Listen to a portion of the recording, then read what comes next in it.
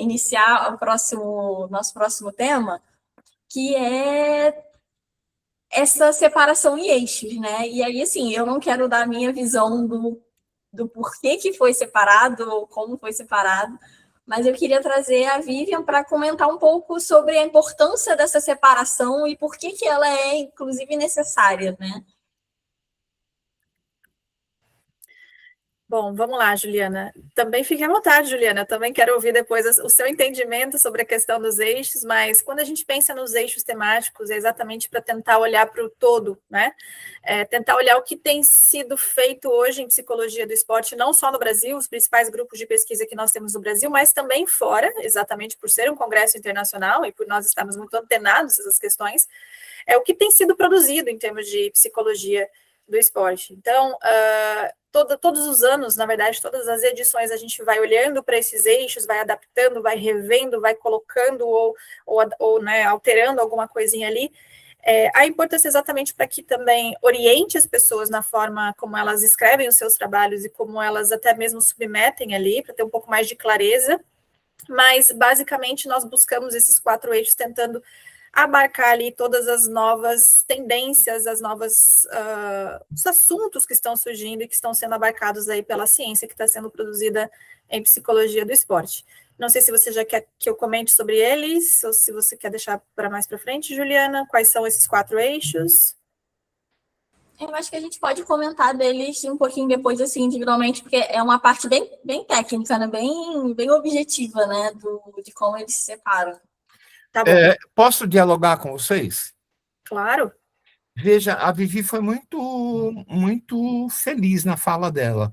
Na verdade, Juliana, o que acontece com os laboratórios especificamente, ou o que acontece com os professores que coordenam os laboratórios, é que à medida que as pesquisas vão evoluindo, as suas pesquisas de base vão evoluindo, ele vai tendo as suas fragmentações.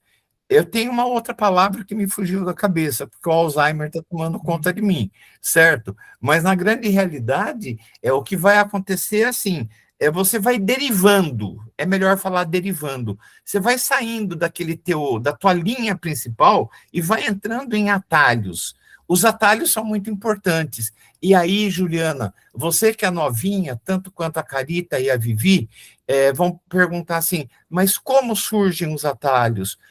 Os atalhos surgem porque a gente começa a ter um pareamento com as pesquisas internacionais, certo? Então, a gente vê reflexos de coisas que nós fazemos num outro olhar, como se nós estivéssemos vendo aquilo que nós fazemos com outros óculos, certo? E isso faz com que a gente derive as nossas pesquisas, tá? E essa é a grande sacada. A cada ano, a gente poderia dizer que nós temos novos 4 eixos, ou novos 8 eixos, ou 9 20, ou novos 20 eixos. Não interessa. Por quê? Porque as tendências em pesquisa vão alterando. À medida que o tempo vai passando e que o contexto sociocultural vai se modificando, nós vamos tendo outros olhares. Então, por exemplo, se eu pensar no Combip do Rio de Janeiro, em que nós todos estivemos juntos, nós 4 estivemos juntos, eu falei sobre a mídia. Se eu fosse falar hoje, 6 anos depois, eu falaria outra coisa da mídia. Porque a mídia fugaz, que causou um rebuliço quando a Vivi escreveu o que há por trás da hashtag, já é outra coisa, já tem outro significado. Então, hoje eu tenho, por conta da mídia fugaz, um avanço na questão da sexualidade, um avanço na questão da invasão, um avanço na questão da invisibilidade, uma questão por conta de uma agressividade mais rápida e mais violenta, causando distúrbios emocionais, certo? E já não era o que eu vivia há 6 anos atrás. E isso vai aparecer no Combip deste ano, certo? E isto vai tomar conta do mundo do esporte. Isso vai tomar conta da psicologia do esporte.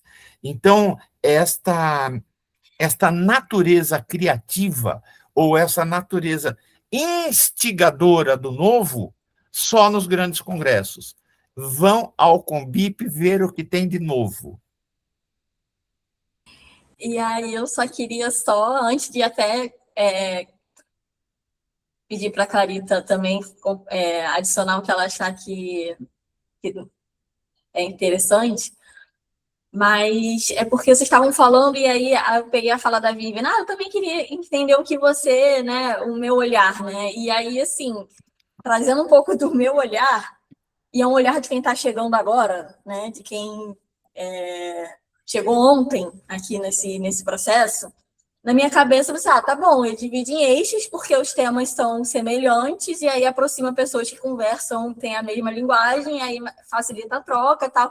Uma coisa bem pragmática, né? Tá, isso aqui, esses grupos.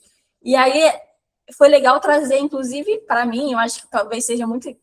Talvez não, né? Provavelmente é muito interessante para quem está assistindo a gente, compreender que o processo é muito maior do que simplesmente separar em blocos, né? É toda uma construção, é todo um raciocínio.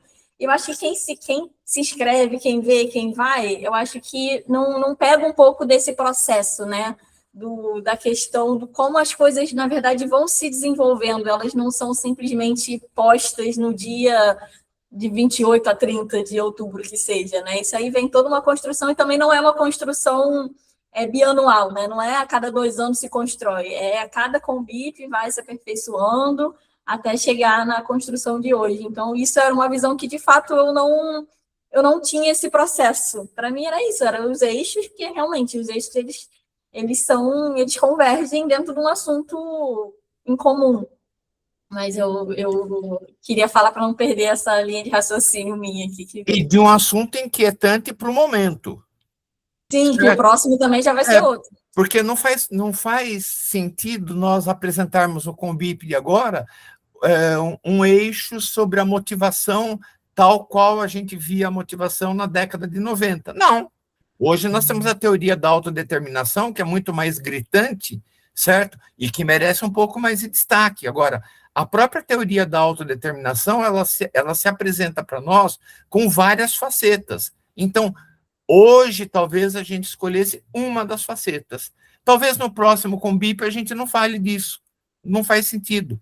Talvez seja interessante no próximo Conbip que a gente discuta mais aspectos psicofisiológicos do ponto de vista das neurociências. Então, essa flutuação, Juliana, que você coloca, que você agora percebe, é muito interessante porque os novos não têm essa noção. Talvez os novos, quando olhem o nosso programa, diga assim, não tem nada que eu estudo. Tem sim. Você estuda psicologia do esporte. Este é o filão. Por isso eu espero encontrar no Conbip todo mundo que estuda psicologia do esporte. Inclusive, até eu faria a seguinte pergunta: você já reservou o teu hotel? Porque não tem tanto hotel assim lá. Vamos, corre! O Conbip está aí. Muito bem, Juliana. Eu acho que também tem, claro, essa questão organizacional, porque para a gente também depois organizar os resumos, colocar ali os eixos para que cada um, porque também nós temos algumas novidades que a gente vai falar lá na frente, né? Então, também do ponto de vista organizacional, também ajuda bastante essa organização. Mas a gente tenta criar algumas categorizações pensando nessas pesquisas e como elas se encaixam dentro de 4 eixos. E os temas, como o Afonso disse, muda muito. A gente tem um eixo ali que fala sobre novas tecnologias. Pode ser que a gente tenha esse mesmo eixo daqui 2 anos e depois daqui 2 anos? Pode ser que sim. Mas muito provavelmente as pesquisas que estarão dentro desses eixos das novas tecnologias hoje não serão os mesmos temas que estarão daqui 2, 4, 8, 20 anos. Então, até dou o meu exemplo, né? Eu estudo principalmente redes sociais e a psicologia do esporte, né? Antigamente a gente fazia trabalho sobre o Orkut, hoje o Orkut já não existe mais. Então, assim, as coisas vão mudando muito rápido. Então, a gente tem que estar atento a isso também. Então, nós fizemos os eixos, pensamos nas descrições, colocamos todos esses vieses temáticos aí, mas é muito provável que isso esteja... Provável não, garanto para vocês que isso está sempre sendo visto e revisto, e é muito provável, sim, que os temas que estão dentro de um eixo temático hoje já não sejam os mesmos lá para frente. O Afonso pode até, né, eu sempre vou trazendo o Afonso aqui como um dos principais nomes que nós temos na psicologia do esporte, no Brasil e no mundo também, e porque tem essa experiência maior, mas antigamente a gente tinha muito a psicologia do esporte atrelada ao alto rendimento, então se falava de psicologia do esporte para tentar entender alto rendimento ali, como fazer o atleta render mais. Hoje a gente tem outros eixos que nem passam pelo rendimento, né? A gente fala muito mais de qualidade de vida, de bem-estar, não que isso não era falado antigamente, mas a gente tem outras abordagens, então ao longo da história a gente vai alterando um pouquinho essas temáticas principais e claro que os eixos também vão passando por essas adaptações. Carita, tem alguma coisa para colaborar conosco? Eu acredito que vocês já resumiram bem qual que é a ideia dos eixos.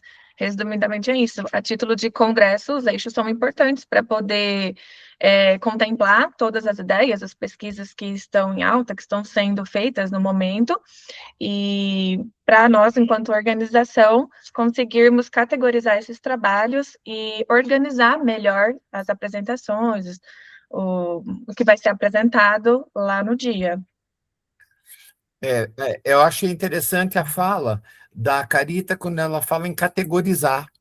Então, veja, a organização, Juliana, para quem está de fora, ela não percebe, mas o corpo diretivo, o corpo organizacional gestor do Congresso, ele está em todo momento categorizando, quer dizer, é um exercício acadêmico muito grande, porque se você se inscreveu para tal eixo e a tua pesquisa não contempla aquele eixo, você não vai ser descartada porque você não está naquele eixo. Nós vamos te alocar para o eixo mais próximo de você. Então, de uma certa forma, isso é problema nosso, não é problema teu, certo? O importante é que você venha com o teu trabalho. E mais uma coisa, por mais simples que seja o teu trabalho, não me interessa, pode ser um trabalho básico. Ah, é uma pesquisa básica. Parabéns, vem com o teu trabalho. Vem apresentar a tua cara, vem saber o ponto de vista dos outros. Isso é um congresso acadêmico.